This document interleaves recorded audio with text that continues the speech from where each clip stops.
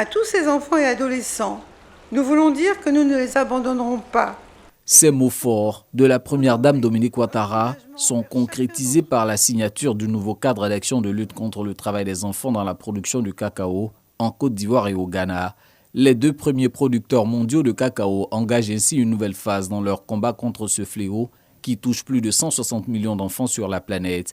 Un combat qui a pour partenaire majeur l'industrie du cacao et du chocolat, également signataire du document. Il nous incombe de veiller à sa bonne application et souhaiter que l'ambition des prochaines étapes et les actions individuelles et collectives des différentes parties prenantes soient à la hauteur des enjeux.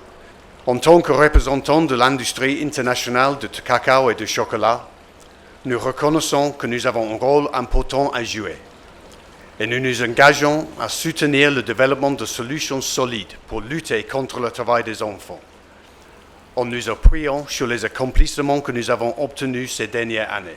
L'OIT et l'UNICEF restent disponibles à vos côtés pour accompagner les États, les organisations d'employeurs et de travailleurs et les partenaires dans nos ambitions communes d'atteindre les objectifs du développement relatifs aux droits fondamentaux et droits des enfants, notamment l'élimination du travail des enfants.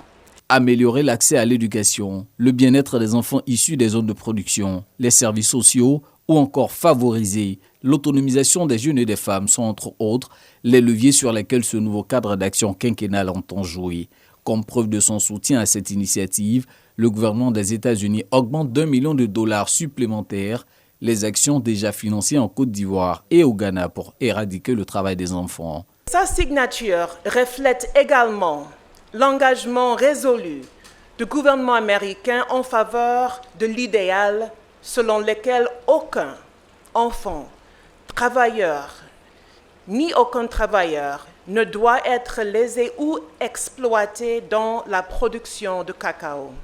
En paraphant ce document, nous réaffirmons notre engagement envers chaque enfant de Côte d'Ivoire et du Ghana et plus largement envers toutes les générations futures. Puissions-nous, à travers ce nouveau cadre d'action, donner vie à une ère nouvelle où la solidarité et la justice prévaudront sur le bien-être de tous et de chacun.